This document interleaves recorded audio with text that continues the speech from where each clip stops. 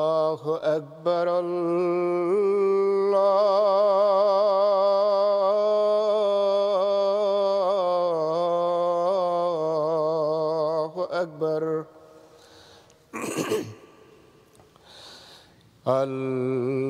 الله أكبر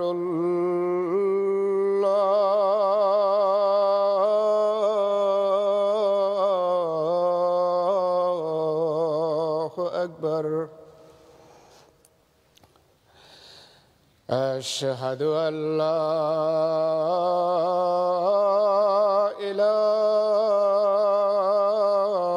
إله إلا الله أشهد أن لا إله إلا الله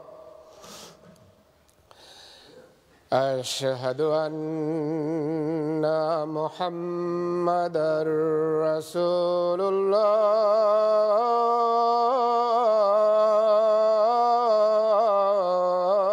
الله أشهد أن محمدًا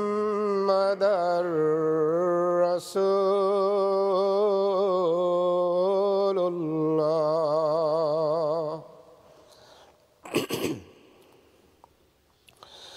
حي على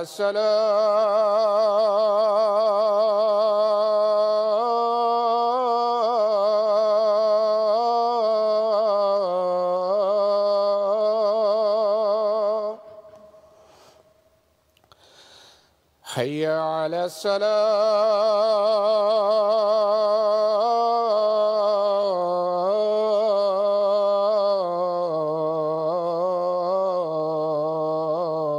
الصلاة حي على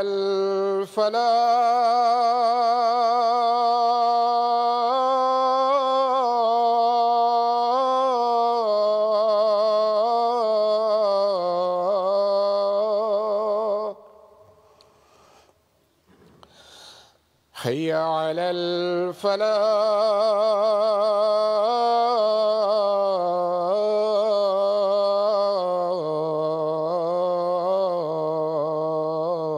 الفلاح الله أكبر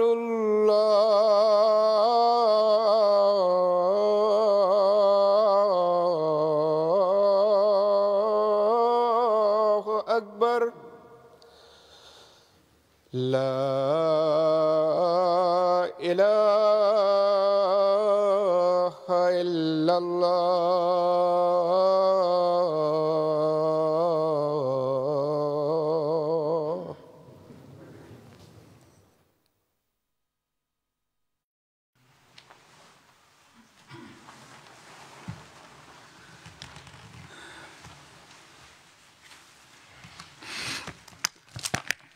السلام عليكم ورحمة الله.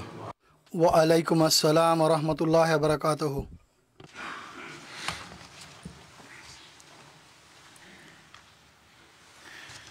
أشهد أن لا إله إلا الله وحده لا شريك له وأشهد أن محمدًا عبده ورسوله أما بعد فأعوذ بالله من الشيطان الرجيم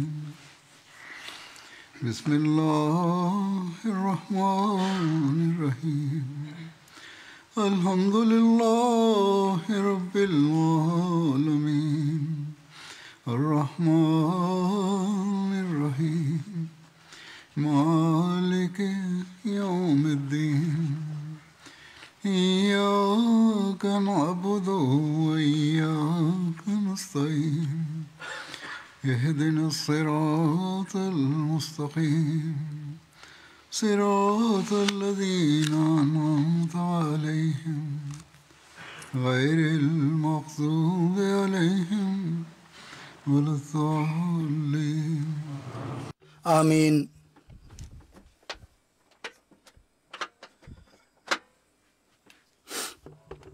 মহানবী সাল্লাল্লাহু আলাইহি ওয়াসাল্লামের জীবন চরিত্রের বিভিন্ন দিক, বিভিন্ন যুদ্ধ এবং যুদ্ধাভিযান সম্পর্কে আলোচনা হচ্ছে।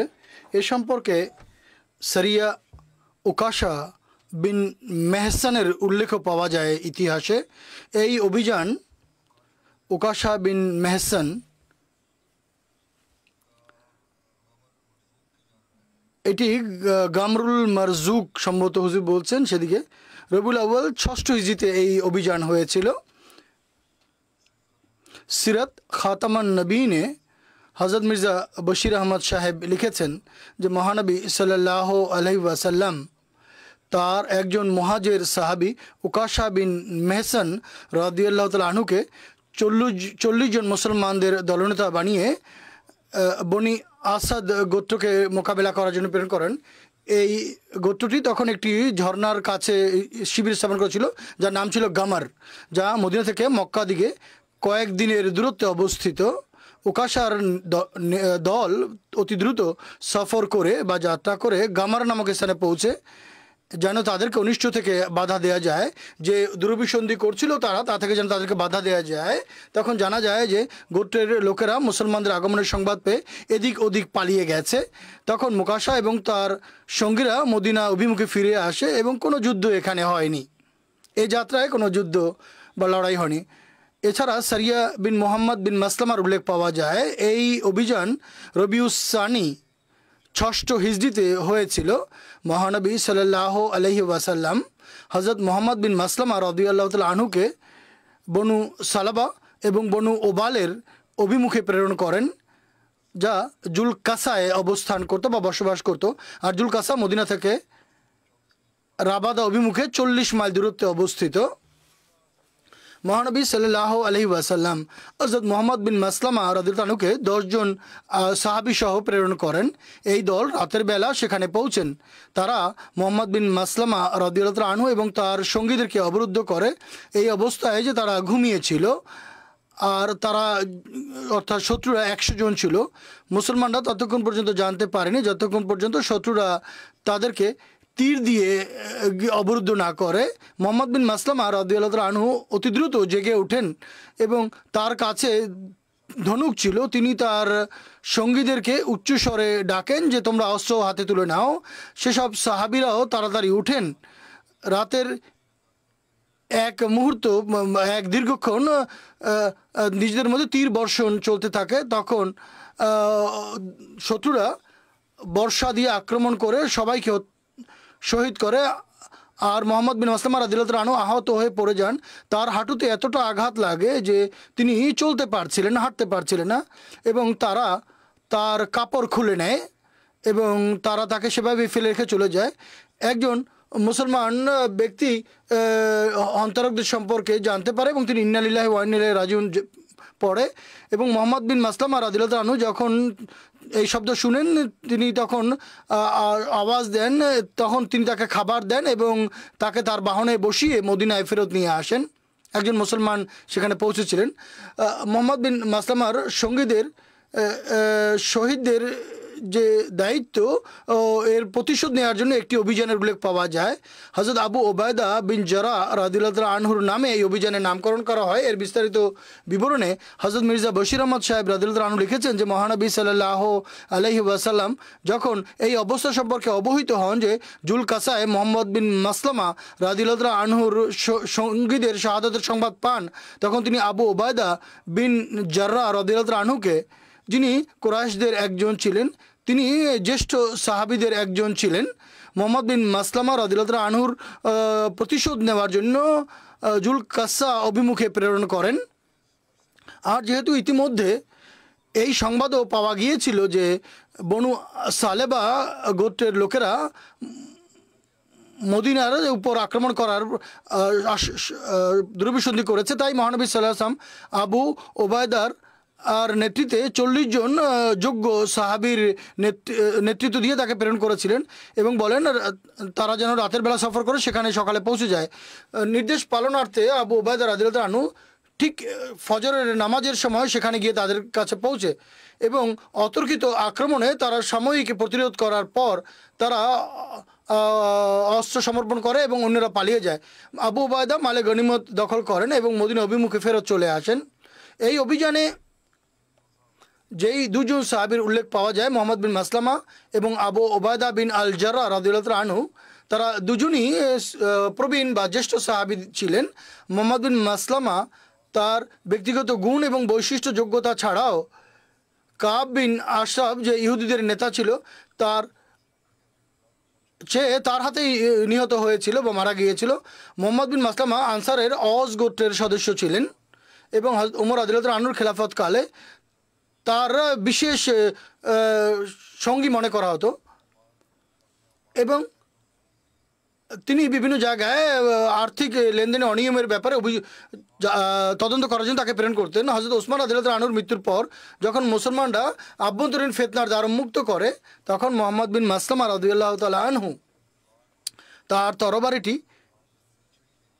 ত্যাগ করে তিনি হাতে একটি লাঠি তুলে নেন।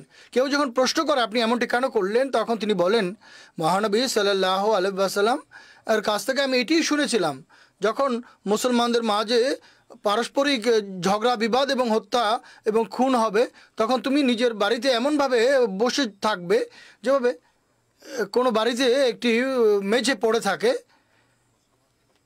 এই নির্দেশ মোহাম্মদ বিন মাসলামা বা এই নৈরাজ্যের সময় এই বিষয় ছিল অনেক, নতুবা অন্যান্য সময় আভ্যন্তরীণ ফিতনার মোকাবেলা করাও এক বিশেষ মূল্য রাখে। অন্য সাহাবী আবু ওবায়দা বিন আল জাররা রাদিয়াল্লাহু আনহু ছিলেন। তিনি একজন শীর্ষ পর্যায়ের সাহাবী ছিলেন। তিনি কুরাইশ ছিলেন।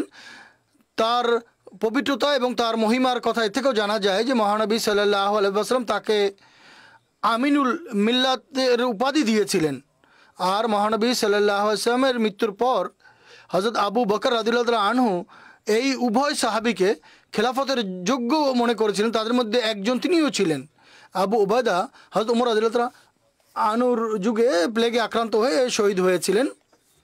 এরপর একটি অভিযান সারিয়া জায়েদ বিন হারেসার অভিযান, যা বনু সুলাইম অভিমুখে প্রেরণ করা হয়েছিল। এ সম্পর্কে মির্জা বশির আহমদ সাহেব লিখেছেন, রবিউল আখের 6ষ্ঠ হিজরিতে মহানবী সাল্লাল্লাহু আলাইহি ওয়াসাল্লাম তার স্বাধীন বা মুক্ত কৃতদাস জায়েদ বিন হারেসার নেতৃত্বে কয়েকজন মুসলমানকে বনু সুলাইম গোত্র অভিমুখে প্রেরণ করেছিলেন। এই গোত্র তখন নাজদের এলাকায় জমুম নামক এলাকায় বসবাস করত এবং দীর্ঘদিন ধরে তারা মহানবী সাল্লাল্লাহু আলাইহি ওয়াসাল্লামের বিরুদ্ধে তারা বিভিন্ন দুরভিসন্ধি বা ষড়যন্ত্র করছিল। খন্দকের যুদ্ধেও এই গোত্র মুসলমানদের বিরুদ্ধে উল্লেখযোগ্য ভূমিকা পালন করেছিল। জায়েদ বিন হারেসা এবং তার সঙ্গীরা যখন জমুম নামক স্থানে পৌঁছেন, তখন যা মদিনা থেকে 50 মাইল দূরত্বে অবস্থিত এবং সেই প্রান্ত তারা খালি দেখতে পায়। মুজাইনা গোত্রের এক মহিলা হালিমা নামের, যিনি ইসলাম বিরোধী মহিলা ছিল, তার থেকে জানা যায় যেখানে বর্তমানে বনু সুলাইম গোত্রের এক অংশ এখানে তাদের জীবজন্তু গবাদি পশু চারণ করছিল। জায়েদ বিন হারেসা রাদিয়াল্লাহু আনহু সেই জায়গায় আক্রমণ করেন। এই অতর্কিত আক্রমণে বিচলিত হয়ে তাদের লোকেরা এদিক ওদিক পালিয়ে যায়। কয়েকজন বন্দী হয় এবং গবাদি পশু মুসলমানদের হাতে আসে, যেগুলো নিয়ে মুসলমানরা মদিনায় ফেরত আসে। ঘটনাচক্রে এই গোত্রের এই বন্দীদের মধ্যে হালিমার স্বামীও ছিল এবং তিনি একজন যোদ্ধা ছিল। আর মহানবী সাল্লাল্লাহু আলাইহি ওয়াসাল্লাম হালিমার এই সাহায্যের কারণে যে তথ্য মুসলমানদেরকে দিয়েছিল, এ কারণে শুধু হালিমাকেই নয় হালিমাকেও মুক্তিপণ ছাড়া মুক্ত করেনি, বরং তার স্বামীকেও অনুগ্রহ বশে মুক্ত করে দিয়েছিলেন কোনো ফিদিয়া না নিয়ে। হালিমা এবং স্বামী সানন্দে তাদের দেশে তারা ফেরত চলে গিয়েছিলেন মুক্তি লাভ করে। একইভাবে জায়েদ বিন হারেসার অভিযানের উল্লেখ পাওয়া যায়, যা ইসের অভিমুখে প্রেরণ করা হয়েছিল।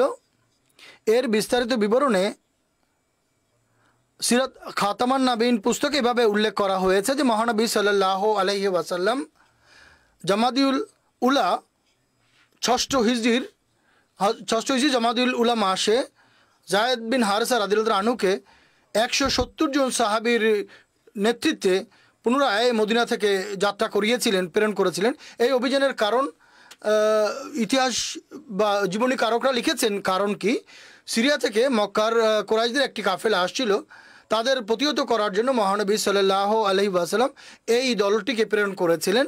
কোরাইশদের কাফেলাটি সর্বদা অস্ত্রশস্ত্রে সজ্জিত থাকতো, মক্কা এবং সিরিয়ার মাঝে তারা যাতায়াত করত এবং যা মদিনার একেবারে পাশ ঘেঁষে যেত, এজন্য সবসময় তাদের পক্ষ থেকে আশঙ্কা থেকেই যেত।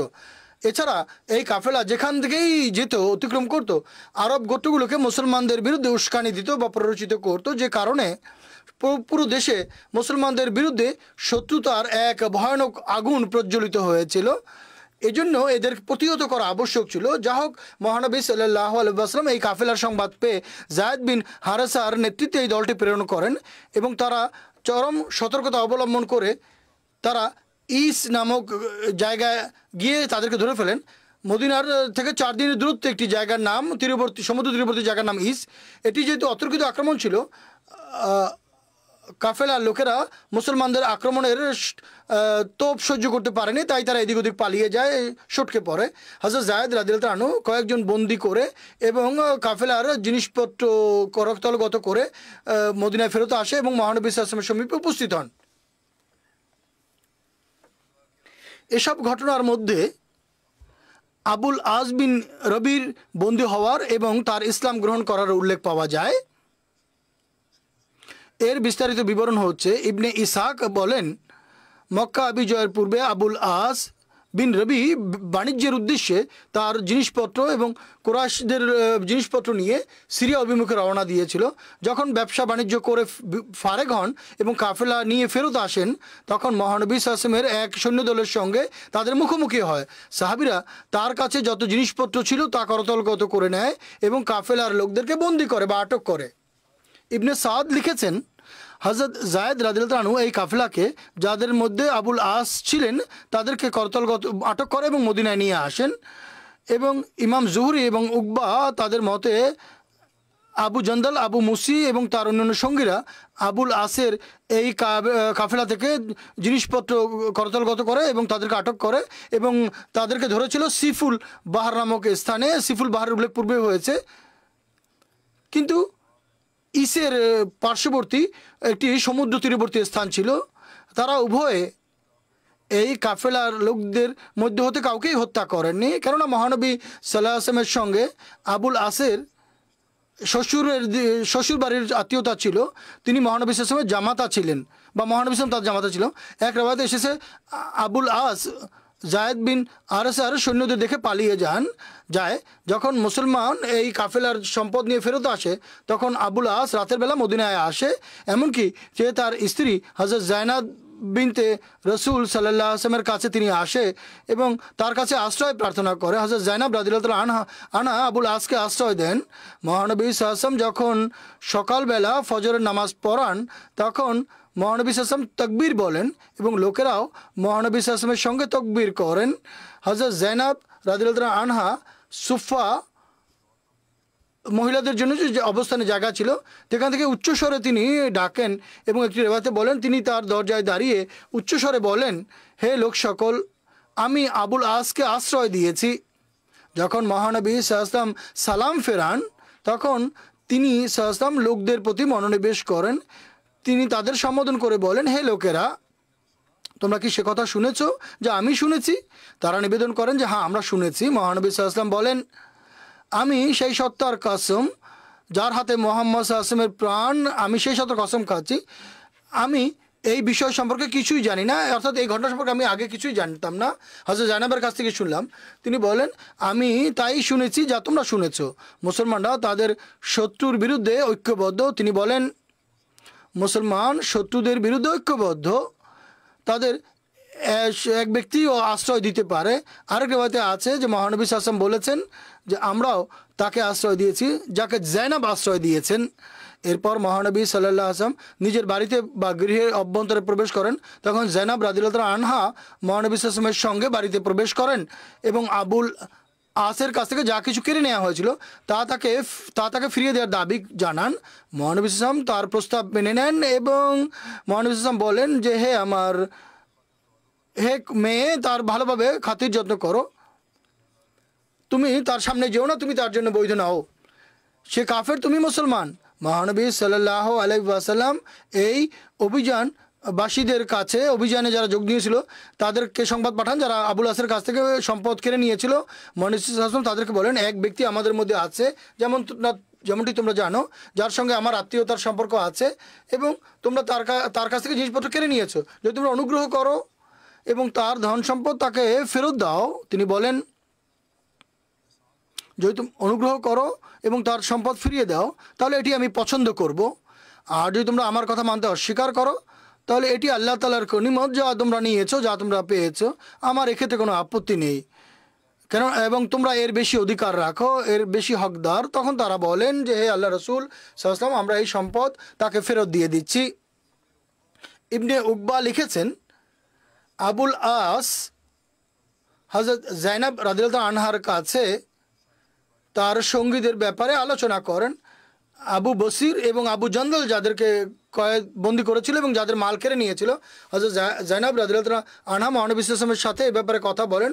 মহানবী সাল্লাল্লাহু আলাইহি ওয়াসাল্লাম আসেন এবং লোকদের উদ্দেশ্যে বক্তব্য রাখেন এবং তিনি বলেন, আমরা কয়েকজন লোকদেরকে জামাতা বানিয়েছি এবং আমরা আবুল আসকেও জামাতা বানিয়েছি এবং আমরা তাকে উত্তম জামাতা হিসেবে পেয়েছি, যিনি সিরিয়া থেকে তার কয়েকজন সঙ্গী নিয়ে ফেরত আসছিলেন।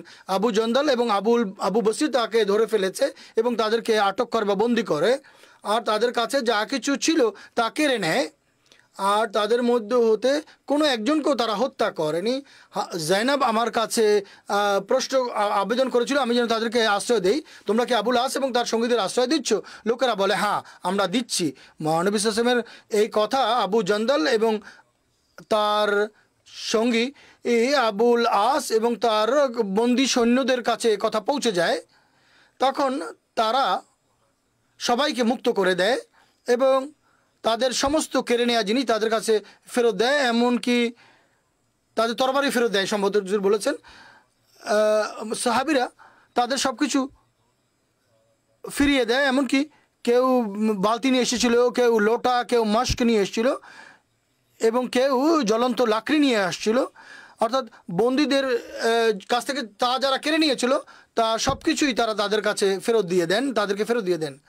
আবুল আস সম্পদ নিয়ে মক্কা অভিমুখে চলে যায় এবং প্রত্যেকের প্রাপ্য তাকে বুঝিয়ে দেন। এরপর দাঁড়িয়ে তিনি বলেন, মক্কাবাসীদের সামনে দাঁড়িয়ে আবুল আস বলেন, হে মক্কাবাসীরা, তোমাদের মধ্যে হতে কোনো একজনের সম্পদ আমার কাছে অবশিষ্ট আছে কি, যা সে আমার কাছ থেকে নেয়নি বা বুঝে পায়নি?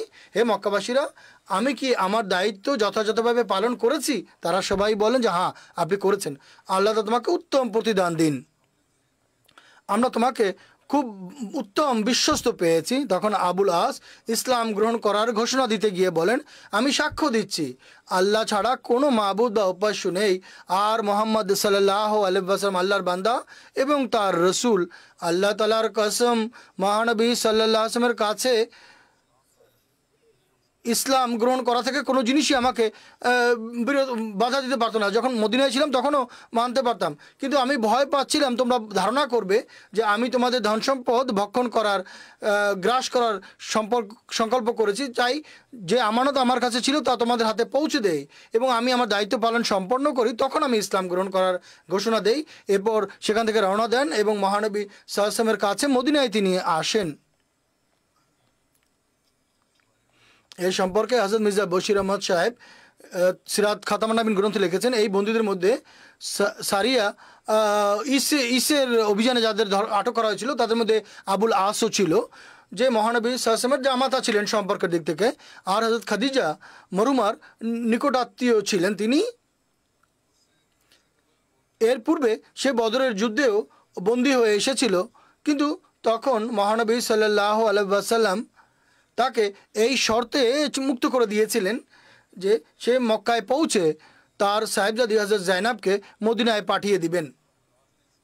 আবুল আস এই অঙ্গীকার পূর্ণ করেছিল, কিন্তু তিনি তখনও শিরকের উপরে প্রতিষ্ঠিত ছিল।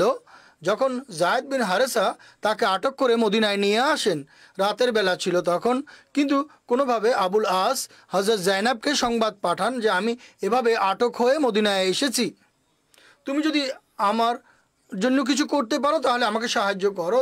সুতরাং ঠিক সেই সময়ে মহানবী সাল্লাল্লাহু আলাইহি ওয়াসাল্লাম এবং তার সাহাবীরা ফজরের নামাজে ব্যস্ত ছিলেন। জাইনাব রাদিয়াল্লাহু আনহা বাড়ি থেকে উচ্চস্বরে ডেকে বলেন, হে মুসলমানগণ, অর্থাৎ আমি আবুল আসকে আশ্রয় দিয়েছি। মহানবী সাল্লাল্লাহু আলাইহি ওয়াসাল্লাম নামাজ সম্পন্ন করেন। সাহাবীদের প্রতি তিনি মনোযোগ নিবদ্ধ করে জিজ্ঞেস করেন, জাইনাব যা কিছু বলেছে তোমরা তা শুনেছো কি? হে আল্লাহ, আল্লাহর কসম আমি এটি জানতাম না। মুসলমানদের জামাত এক ঐক্যমত, তারা যদি কাউকে আশ্রয় দেয় তাহলে তাদের আশ্রয় দেওয়া আমাদের জন্য আবশ্যক। তিনি জয়নাবের দিকে মনোযোগ নিবদ্ধ করে বলেন, তুমি যাকে আশ্রয় দিয়েছ আমরাও তাকে আশ্রয় দিয়েছি, এবং যে ধন সম্পদ এই অভিযানে আবুল আসের কাছ থেকে নেওয়া হয়েছিল তাকে ফিরিয়ে দেয়। এরপর তিনি বাড়িতে প্রবেশ করেন এবং তার কন্যা হযরত জাইনাবকে বলেন, আবুল আসের যত্ন আত্তি করো, কিন্তু তার সঙ্গে নিবৃত্তে দেখা সাক্ষাৎ করো না, কেননা নিবৃত্তে তার সঙ্গে দেখা সাক্ষাৎ তোমার জন্য বৈধ নয়, কেননা সে কাফের, তুমি মুসলমান। কয়েকদিন মদিনায় অবস্থান করার পর আবুল আস মক্কায় ফেরত যায়, কিন্তু এখন তার মক্কায় যাওয়া মক্কায় অবস্থানের উদ্দেশ্য ছিল না, কেননা তিনি অতি দ্রুত তার লেনদেন সম্পন্ন করে কলেমা শাহাদাত পাঠ করে মদিনা অভিমুখে যাত্রা করেন বা মদিনা অভিমুখে এসে যান, আর মহানবী সাল্লাল্লাহু আলাইহি ওয়াসাল্লামের সমীপে উপস্থিত হয়ে মুসলমান হওয়ার ঘোষণা দেন। আর মহানবী সাল্লাল্লাহু আলাইহি ওয়াসাল্লাম তখন হযরত জাইনাবকে কোনো বিনিময় ছাড়াই তাকে ফিরিয়ে দেন, অর্থাৎ তাকে অনুমতি দেন তিনি যেন স্ত্রী হিসেবে আবুল আসের সঙ্গে থাকতে পারেন। কোনো কোনো রেওয়ায়েতে এটিও এসেছে তখন হযরত জাইনাব রাদিয়াল্লাহু আনহা এবং আবুল আসের পুনরায় নিকাহ পড়ানো হয়েছিল, কিন্তু প্রথম রেওয়ায়েতটি অনেক বেশি মজবুত এবং সঠিক মনে হয়। হযরত আবুল আসের বাণিজ্যিক ব্যবসা বাণিজ্য ছিল মক্কায়, এজন্য তিনি মদিনায় অবস্থান করতে পারতেন না। ইসলাম গ্রহণ করার পর তিনি মহানবী সাল্লাল্লাহু আলাইহি ওয়াসাল্লামের কাছ থেকে অনুমতি নিয়ে পুনরায় মক্কায় ফেরত যান। মক্কায় অবস্থানের কারণে বিভিন্ন অভিযানে বা যুদ্ধে তিনি যোগদান করতে পারেনি। শুধু একটি অভিযানে 10ম হিজরিতে হযরত আলীর নেতৃত্বে যা প্রেরণ করা হয়েছিল তাতে তিনি যোগদান করেছিলেন। হযরত আলী রাদিয়াল্লাহু আনহু ইয়েমেন থেকে ফেরত আসার সময় তাকে ইয়েমেনের আমির নিযুক্ত করেন। হযরত জাইনাব রাদিয়াল্লাহু আনহা 8ম হিজরিতে ইন্তেকাল করার পর আবুল আস বেশি দিন বেঁচে থাকেননি। 12 হিজরিতে তিনিও ইন্তেকাল করেন, 12 হিজরিতে তিনিও ইন্তেকাল করেন। এরপর আরেকটি যুদ্ধের উল্লেখ পাওয়া যায়, বনু নাহিয়ানের যুদ্ধ বলা হয় একে। বনু লেহান বা লেহিয়ান দুটোই বলা হয়। বনু লাহিয়ান বনু হোলাইলের একটি শাখা গোত্র ছিল, মক্কা থেকে 3 দিনের দূরত্ব অবস্থান ছিল। এর উত্তরে বনু লাহিয়ান বাস করত 3 মাইল দূরত্বে। বনু লাহিয়ানের যুদ্ধ সম্পর্কে জানা যায় কোন বছর হয়েছিল, কোন মাসে হয়েছিল। আল্লামা ইবনে সাদের বক্তব্য অনুযায়ী রবিউল আউয়ালের 6ষ্ঠ হিজরির শুরুতে এই যুদ্ধ হয়েছিল। মোহাম্মদ বিন ওমর অনুযায়ী 6ষ্ঠ হিজরির রজব মাসে, এবং আল্লামা ইবনে হিসাকের বনু কোরাইজার 6 মাস পরে জামাদিউল উলা 6ষ্ঠ হিজরিতে হয়েছিল এই যুদ্ধ। আল্লামা হাকিম একে শাবান মাসে হয়েছিল বলে উল্লেখ করেছেন। আল্লামা ইবনে হাজম 5ম হিজরি, আরেকজন 6ষ্ঠ হিজরি, এবং অন্যান্য জীবনীকারক একে 4র্থ হিজরিতে হয়েছিল বলে উল্লেখ করেন। মতভেদ রয়েছে। হযরত মির্জা বশির আহমদ সাহেব রাদিয়াল্লাহু আনহু এর যে ফলাফল দাঁড় করিয়েছেন, জমাদুল উলা 6ষ্ঠ হিজরি সেপ্টেম্বর 627 খ্রিস্টাব্দে এই যুদ্ধ হয়েছিল বলে তিনি লিখেছেন। তিনি লেখেন যে বানু লাহিয়ানের ইতিহাস অনুযায়ী ঐতিহাসিকদের মাঝে মতভেদ রয়েছে। ইবনে সাদ একে রবিউল আউয়াল 6ষ্ঠ হিজরি উল্লেখ করেছেন, কিন্তু ইবনে ইসাক এবং তাবারি জমাদুল উলা 6ষ্ঠ হিজরিতে হয়েছিল এটি। তিনি বলেন, আমি এখানে ইবনে ইসাকের কথা মেনে নিয়েছি, তার বক্তব্য আমার মতে সঠিক, আল্লাহ ভালো জানেন, বাকি আল্লাহ ভালো জানেন। বনু লাহিয়ানের প্রেক্ষাপট সম্পর্কে লেখা আছে যে হযরত মির্জা বশির আহমদ সাহেব রাদিয়াল্লাহু আনহু লিখেছেন,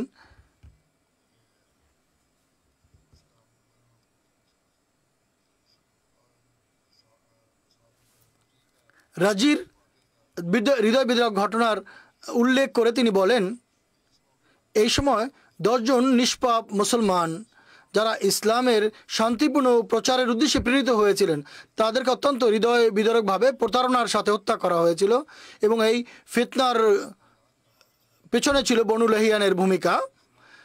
সে যুগে মক্কা এবং মদিনার মাঝে ওবাদিউল কুরায় তার অবস্থান করত। মহানবী সাল্লাল্লাহু আলাইহি ওয়াসাল্লাম এই ঘটনায় চরমভাবে ব্যথিত ছিলেন, যেহেতু বনু লাহিয়ানের আচার আচরণ এখনও শত্রুতাপূর্ণ ছিল এবং পৌত্তলিকতাপূর্ণ ছিল, এবং ভবিষ্যতেও তাদের জন্য মুসলমানদের বিরুদ্ধে আরও কোনো নৈরাজ্যের আশঙ্কা ছিল। তাই মহানবী সাল্লাল্লাহু আলাইহি ওয়াসাল্লাম ব্যবস্থাপনার দৃষ্টিকোণ থেকে ধারণা করেন বা মনে করেন যে কোনো না কোনোভাবে যেন তাদের দমন করা যায়, যাতে তারা ভবিষ্যতে মুসলমানরা তাদের নৈরাজ্য থেকে নিরাপদ থাকতে পারে। এই জন্য মহানবী সাল্লাল্লাহু আলাইহি ওয়াসাল্লাম হযরত ইবনে মকতুমকে মদিনায় তার নায়েব নিযুক্ত করেন,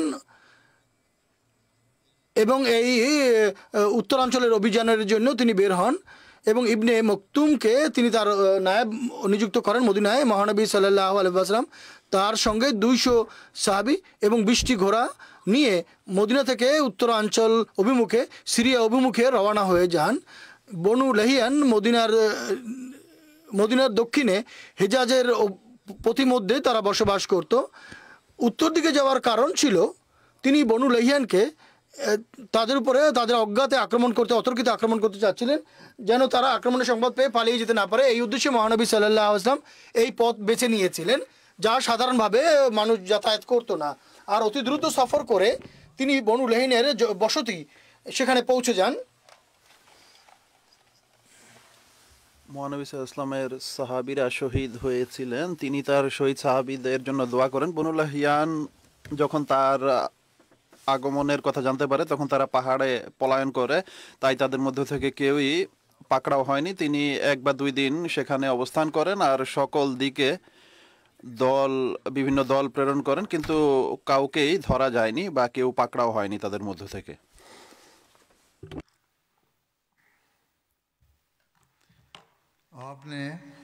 তিনি সাল্লাল্লাহু আলাইহি ওয়াসাল্লাম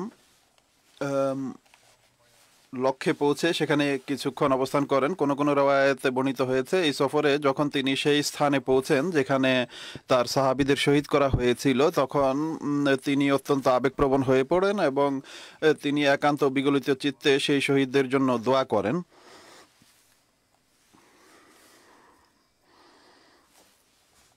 এরপর লেখা আছে যে যখন বনু লাহিয়ানের উপর অতর্কিত আক্রমণের ইচ্ছা তাদের পাহাড়ে চলে যাওয়ার কারণে পূর্ণ হয়নি, তখন মহানবী সাল্লাল্লাহু আলাইহি ওয়াসাল্লাম উসফান তাক যান, যেন মক্কার অধিবাসীরা মনে করে যে তিনি মক্কায় আসতে যাচ্ছেন, অতএব তিনি তার সাহাবীদের সাথে ইসফান চলে যান। ইবনে ইসহাকের মতে এরপর তিনি 2 জন ঘোড়সওয়ার প্রেরণ করেন এবং ইবনে সাদের মতে তিনি হযরত আবু বকরকে 10 জন অশ্বারোহী সহ প্রেরণ করেন, যেন কুরাইশরা তাদের সম্পর্কে শুনতে পারে এবং তাদের ব্যাপারে ভীত সন্ত্রস্ত হয়। হযরত আবু বকর কারাউল গামিম পর্যন্ত যান, যা ইসফাহান থেকে 8 মাইল দূরে অবস্থিত একটি উপত্যকায়। এরপর হযরত আবু বকর উসফান এর দিকে ফিরে আসেন আর কারো সাথেই তার লড়াই হয়নি। এরপর মহানবী সাল্লাল্লাহু আলাইহি ওয়াসাল্লাম মদিনায় ফিরতি যাত্রা আরম্ভ করেন আর 14 দিন বাইরে অবস্থানের পর ফিরে আসেন।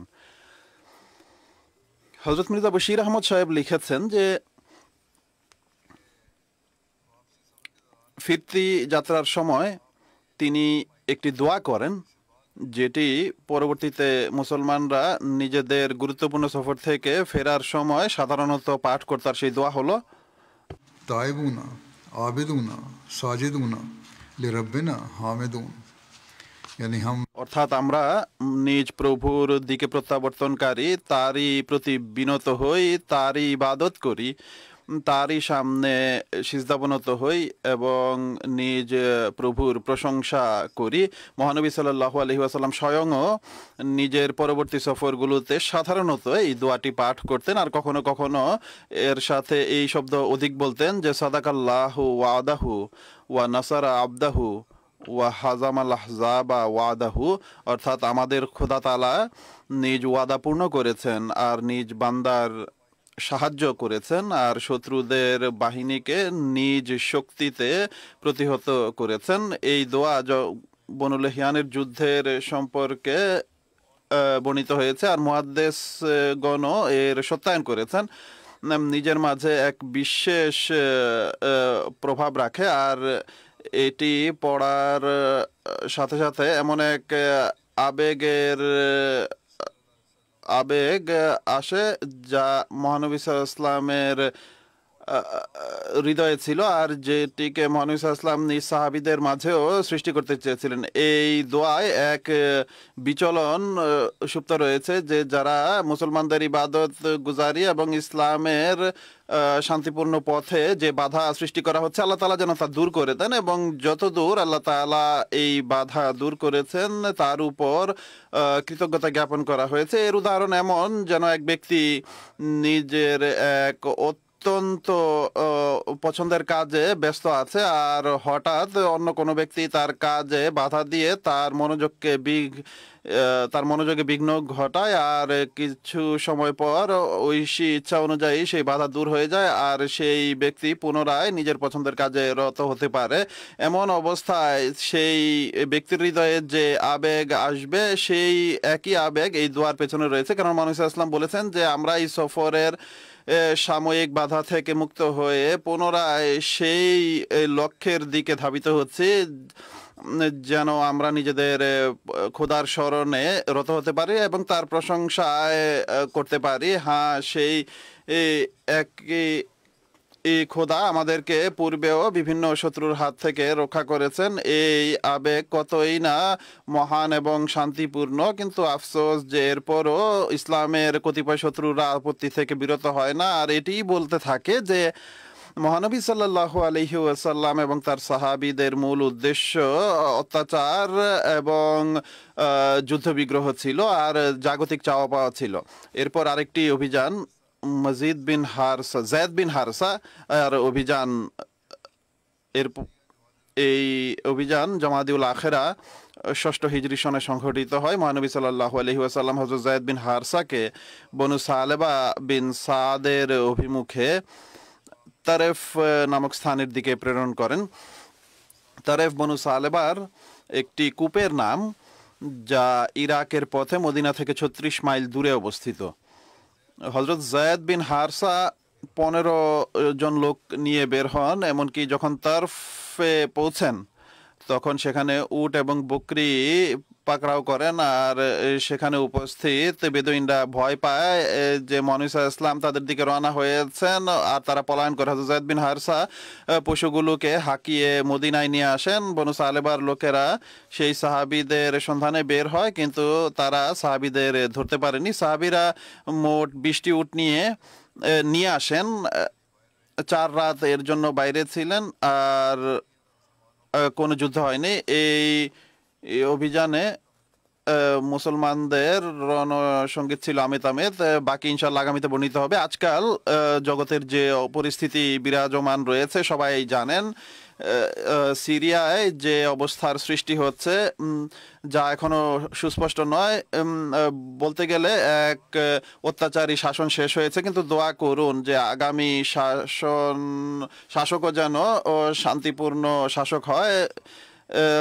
তারা এমনিতে বলে যে যারাই আসবে তারা ন্যায় বিচার করবে, আর যখন তারা ক্ষমতা লাভ করে তখন বলে কিছু আর করে কি ভিন্ন কিছু। আল্লাহ তাআলা সেখানকার অধিবাসীদের নিঃসুরক্ষায় রাখুন। অভিজ্ঞরা লিখছেন যে বাহ্যত সেখানে জনগণ অত্যাচার শেষ হওয়ার কারণে আনন্দিত হয়েছে, কিন্তু আগামীতে কি হবে বলা যায় না। অনুরূপভাবে অন্যান্য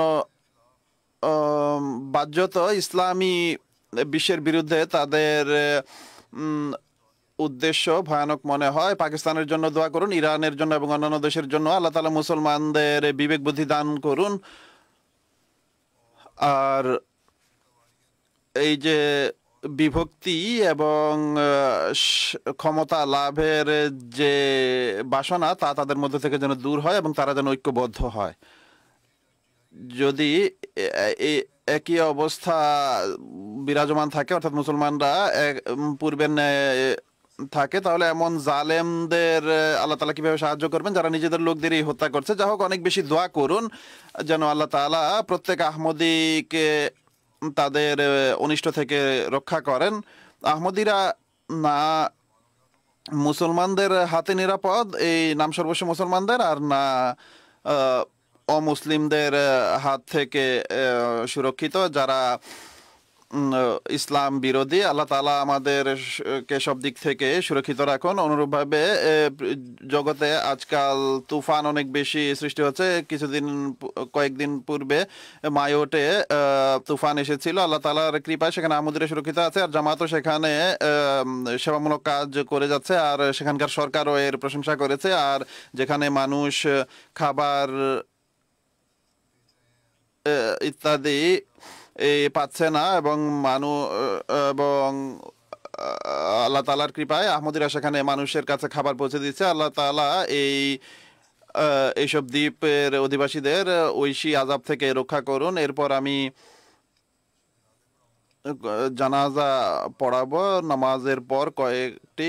প্রথম আমির হাসান মোরানি শহীদ, যিনি দূরে মোহাম্মদ সাহেব মিরপুর খাসের পুত্র ছিলেন। কিছুদিন পূর্বে তাকে শহীদ করা হয়েছে। ইন্না লিল্লাহি ওয়া ইন্না ইলাইহি রাজিউন। ঘরে যাচ্ছিলেন, মসজিদ থেকে ফায়ার করে তাকে শহীদ করা হয়েছে। মরহুম মুসি ছিলেন। তার শোকসন্তপ্ত পরিবারে মাতা এবং স্ত্রী আর 2 পুত্র এবং 3 কন্যা রয়েছে, ভাই বোনও রয়েছে তার। বিস্তারিত বর্ণনা অনুযায়ী আমির হাসান সাহেব 13 ডিসেম্বর তারিখে সকালে তাহাজ্জুদ এবং ফজর নামাজের বা জামাত আদায় করার পর নিজ ঘরে ফিরে যাচ্ছিলেন। তখন তার পুত্র আজিজ তৈমুর সাথে ছিলেন, বয়স 12 বছর। তাদের ঘরের কাছেই একটি সড়ক রয়েছে, তা ক্রস করতেই 2 জন অজ্ঞাত পরিচয় মোটরসাইকেলে এসে, যারা পূর্বে সেখানে উপস্থিত ছিল, নিজেদের চেহারা ঢেকে রেখেছিল, তারা কাছে এসে নাম জিজ্ঞেস করে এবং চিনতে পেরে গুলি করে 5টি, আর শহীদ মরহুম সেখানেই শহীদ হয়ে যান। ইন্না লিল্লাহি ওয়া ইন্না ইলাইহি রাজিউন। এরপর অজ্ঞাত পরিচয় হন্তারকরা সেখান থেকে পালিয়ে যায়। তার পুত্র আজিজ তৈমুরকে আল্লাহ তাআলা মুজিজানা ভাবে সুরক্ষিত রাখেন। পুত্র ধৈর্যের পরিচয় দিয়ে জামাতের সদস্যদের অবহিত করেন। তার পরিবারে তার প্রপিতামহ এর মাধ্যমে খলিফা সানির যুগে বয়াতের মাধ্যমে আহমদিয়াত গ্রহণ করেন। তার দাদা আহমদি ছিলেন না, কিন্তু বাকি পরিবার আহমদিয়াত গ্রহণ করেছিল। শহীদ মরহুমের পিতা দূরে মোহাম্মদ খেলাফতে সানিয়ার যুগে 1964 সনে বয়াত করেছিলেন। মুকররম তিনি তখন সেখানে কৃষি কাজ করতেন। শহীদও কৃষিকাজ করতেন আর কিছুকাল যাবৎ সিকিউরিটি গার্ডও কাজ করছিলেন। সিকিউরিটি গার্ড হিসেবে কায়েদ মজলিস খুদামুল আহমদিয়া হিসেবে সেবা করার সুযোগ পেয়েছেন এবং সেক্রেটারি ওয়াকফে নও হিসেবে মৃত্যুকালে সেবা করছিলেন। খিলাফতের প্রতি নিষ্ঠা আন্তরিকতার সম্পর্ক ছিল। অতিথিপরায়ণ ছিলেন, বিনয়ী ছিলেন। তার মাতা বলেন যে আমাদের জন্য অনেক সম্মানের বিষয় যে আমার আমার পুত্র শাহাদাত লাভ করেছে। অন্য পুত্রকে যদি কুরবান করতে হয় তাহলে আমরা প্রস্তুত আছি। খুবই ধৈর্যশীলা নারী। তার পিতার মৃত্যুর পর সর্বদা পরিবারের দেখাশোনা করতেন, কোনো ভিক্ষুককে খালি হাতে ফিরাতেন না। তার প্রতিবেশী অন্ধ মহিলার খোঁজ খবর রাখতেন। বাজামাত নামাজ আদায়কারী ছিলেন। আমির সাহেব জালামিরপুর খাস লিখেছেন যে প্রত্যেক জামাতি প্রোগ্রামের জন্য সকল কাজ ছেড়ে দিয়ে ডিউটিতে উপস্থিত হয়ে যেতেন। আর গত 1 মাস থেকে মরহুমের মাঝে অসাধারণ পরিবর্তন আমি দেখেছি। ফজরের পূর্বে এসে মসজিদ খোলা, নফল আদায় করা তার রীতি হয়ে গিয়েছিল। এমন মনে হচ্ছিল যেন এক নতুন আমির হোসেনের জন্ম হয়েছে। খালেদ বেলোত জামিয়ার শিক্ষক, তার আত্মীয়, তিনি লিখেছেন যে তার মাঝে সাহসিকতা এবং অন্যের সাহায্য করা, এই দুটি গুণ উল্লেখযোগ্য ছিল। যখনই কারো প্রয়োজন হতো তিনি তাদের সাহায্য করতেন। অধিকাংশ সময় বান্দা এবং খোদার সম্পর্ক কিভাবে উন্নত করা যায় এ ব্যাপারে কথা বলতেন। মুরব্বী সাহেব আরও লিখেছেন যে আমাদের এলাকায় তার আহমদীদের সাথেও বেশ ভালো সম্পর্ক ছিল। তার মৃত্যুতে অনেক দূর দূরান্ত থেকে মানুষ তাজিয়াত জানাতে আসে, সমবেদনা জানাতে আসে। আর সবাই বলেছে যে তিনি সবাইকে ভালোবাসতেন এবং সবার সাহায্য করার চেষ্টা করতেন। আল্লাহ তাআলা তার মর্যাদা উন্নীত করুন, তার সন্তানদের নিজ সুরক্ষায় রাখুন। দ্বিতীয় জানাজা, যার তিনি হলেন আব্দুল সত্তার রউফ সাহেব, মোবাল্লেগ সিলসিলা মালয়েশিয়া। তিনিও কিছুদিন পূর্বে 75 বছর বয়সে ইন্তেকাল করেছেন। ইন্না লিল্লাহি ওয়া ইন্না ইলাইহি রাজিউন। 15 জানুয়ারি 1973 সনে আহমদিয়ত গ্রহণ করার সৌভাগ্য লাভ করেছেন। অক্টোবর 1977 সনে জামিয়া আহমদিয়া রাবওয়ায় ভর্তি হন। মুবাশশির কোর্স সম্পন্ন করেন। বিভিন্ন দেশে সেবা করার সুযোগ পান। 85 সালে ইন্দোনেশিয়াতে মোবাল্লেগ হিসেবে নিযুক্ত হন। এরপর ফিজিতে প্রেরিত হন, সেখানেও কয়েক বছর ছিলেন। এরপর ইন্দোনেশিয়া চলে যান। এরপর মালয়েশিয়ায় পাঠানো হয়, সেখানে তবলিগ করেন। এরপর ভিয়েতনামে নিযুক্তি হয়, সেখানেও কয়েক বছর অবস্থান করেন। এরপর পুনরায় মালয়েশিয়া সেবা করার সুযোগ লাভ করেন। আর খুবই আন্তরিক সেবক ছিলেন। তার শোকসন্তপ্ত পরিবারে স্ত্রী এবং 3 পুত্র রয়েছে, 1 কন্যাও রয়েছে। তার পরিচিত জন লিখেছেন যে জামাতের জন্য সম্পূর্ণ ওয়াকফ ছিলেন। আর কুরবানি, অন্যদেরও কুরবানি এবং ওয়াকফ করার নসিহত করতেন। সবার দুর্বলতা ঢেকে রাখতেন। তবলিগি প্রচেষ্টায় বহু মানুষকে বয়াত করানোর সুযোগ পেয়েছেন। মহানবী সাল্লাল্লাহু আলাইহি ওয়াসাল্লামের প্রতি অসাধারণ ভালোবাসা ছিল। যখনই মহানবী সাল্লাল্লাহু আলাইহি ওয়াসাল্লামের উল্লেখ করা হতো তার চোখে পানি চলে আসতো। অন্যান্য দেশে গিয়ে জামাতের সেবার জন্য বললে নিজ স্ত্রী সন্তানদের ছেড়ে বিনা চিন্তায় চলে যেতেন। আর সদা সর্বদা জামাতের সেবা করতে প্রস্তুত ছিলেন। আল্লাহ তাআলা তার সাথে ক্ষমা এবং দয়ার আচরণ করুন, তার মর্যাদা উন্নীত করুন এবং তার সন্তানদেরও তার পুণ্যসমূহ ধরে রাখার তৌফিক দিন।